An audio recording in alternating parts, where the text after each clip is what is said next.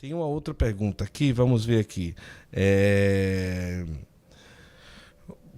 Você acha que isso é algo massivo no Brasil, a questão do bebê reborn e tudo, ou é uma minoria que só está querendo fazer uma bagunça?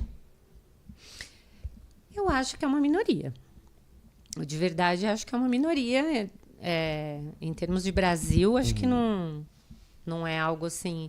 Mas é uma minoria que, como sempre, faz muito barulho, né? E, por conta desse efeito de manada, gera um movimento muito grande. Porque aqueles que não param para ter um olhar crítico para essa realidade, embarcam, né? Embarcam, vão no movimento. Acham graça e vão promovendo que o movimento cresça, né? Por isso que eu acho assim, que é importante a gente tematizar, a gente conscientizar as pessoas e entender que nós precisamos estar atentos para o que está acontecendo. Eu brinquei com você agora, eu falei, olha que beleza, ela não chora, ela não pediu comida, tá aí quietinha. Mas veja só, qual é a frustração de uma mãe que cuida de um bebê assim? Nenhuma. Né? É o que está acontecendo hoje, Guto. Quando eu trato de educação com as mães, eu tenho sempre que conscientizar as mães de que crianças precisam passar por frustração. Precisam passar. A frustração é um presente que os pais permitem na vida da criança. Porque sem frustração não se forma a pessoa, não se forma o superego, não se forma o juízo moral. Sem a frustração não tem autoestima. Porque quando eu passo pela frustração e eu vejo que eu suporto, eu sobrevivo, eu saio mais forte daquilo. Eu saio mais confiante em mim mesmo. E hoje o que mais acontece é uma doença social onde os pais evitam a frustração dos filhos o tempo inteiro. Verdade. O tempo inteiro. Então, coitadinho, mas olha, eu tô entendendo, mas ele não tá conseguindo lidar com isso, vem com a mamãe e distrai a criança, e a criança não passa pela frustração. E daí, chega um adulto que não pode ter filho, ou que perdeu seu filho, que é tristíssimo, é uma coisa horrorosa, ninguém quer passar por essa dor, né? Mas que não consegue sair dessa frustração e transformar isso em bem. Nós que somos cristãos, a gente sabe que tudo é para o bem dos que amam a Deus, não é? Isso. Tudo é tudo. Tudo é tudo. Tudo é tudo que é bom, tudo que é ruim, todo sofrimento. De tudo a gente pode tirar um bem, né? Agora, se de um sofrimento a gente tira uma possibilidade que não é humana de ser, então a gente está caminhando para trás, né? Nós estamos andando para trás. Por isso que o que eu insisto em associar é esse movimento, que é o movimento do se eu sinto, eu sou. Se eu desejo, tem que ter. Se eu quero, é uma ordem. Entende? Então, essas gerações que estão se formando nesse sentimentalismo que é tóxico, que destrói, elas vivem de angústia. Essas gerações vivem de angústia, vivem perdidas. E aí vão encontrar sentido numa planta que conversa com a planta e troca ideia com a planta, né? No cachorro, no gato, eu falo, não é questão de ter. Sim. Eu tenho cachorro, tenho gato, tenho tudo lá em casa. Mas são animais que eu gosto, que eu cuido, mas que tem o lugar deles, eu tenho o meu. Sim. Né? E agora, objetos. objetos que não têm a menor possibilidade de vida. Então, você vê que as pessoas não estão convivendo com frustração nenhuma mesmo.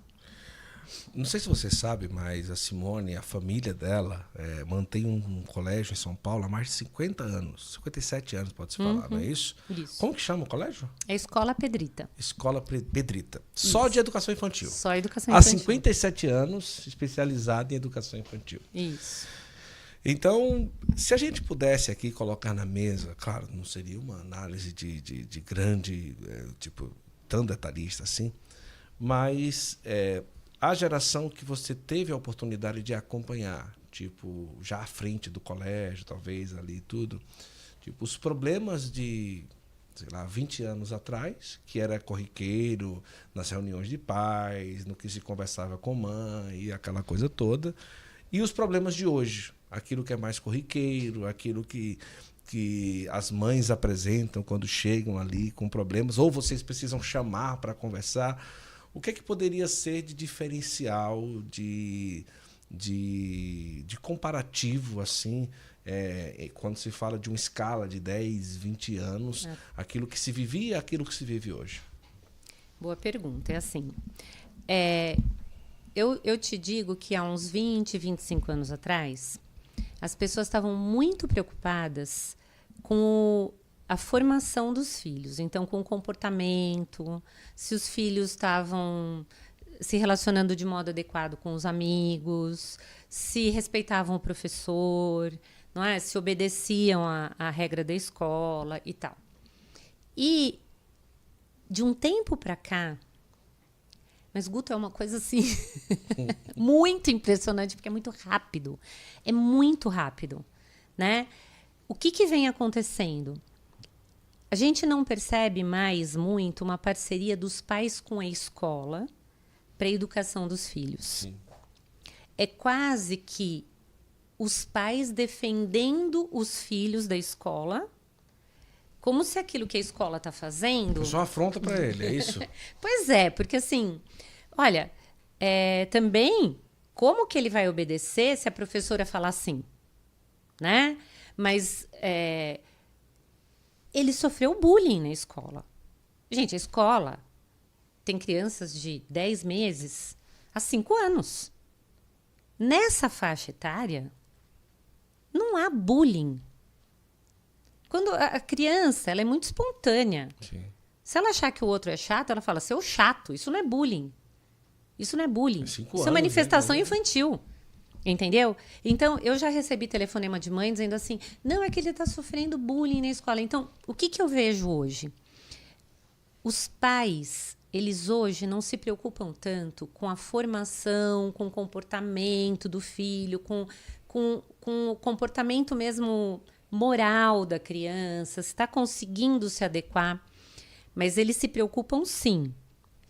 Se o ambiente se adequa à criança, como que estão recebendo, como que estão cuidando, e se a criança está se sentindo bem, se sentindo acolhida, se sentindo atendida, né? Por isso que eu falo que eu acho que uma das piores coisas, né, dos últimos tempos é esse sentimentalismo. Porque nós estamos focando no que a criança sente. Simone, mas sentimento não é importante? Sentimento é importante. Só que o sentimento precisa estar ordenado. Ordenado. E a gente sabe que as crianças, elas nascem no caos. Elas não sabem nada. Então, às vezes eu vejo mãe perguntando para a criança assim, pequenininha, a criança está lá tendo uma crise de birra. Mas o que você está sentindo? Gente, é piada, né? A criança não sabe o que ela está sentindo. Ela não sabe o que ela está sentindo. O que você quer? Chorar. Ela está com raiva, ela está frustrada, ela está tendo uma birra. É o sistema límbico funcionando. Eu, como adulto, tenho que saber que isto faz parte do desenvolvimento dela, mas eu não posso ter medo dela. Eu tenho que pegar essa criança, eu tenho que segurar essa criança, mas ela esperneia. Eu seguro. Né? Eu consigo lidar com o sentimento dela, que ela não consegue lidar, porque eu sou guia dessa criança. Eu tenho que ser o guia.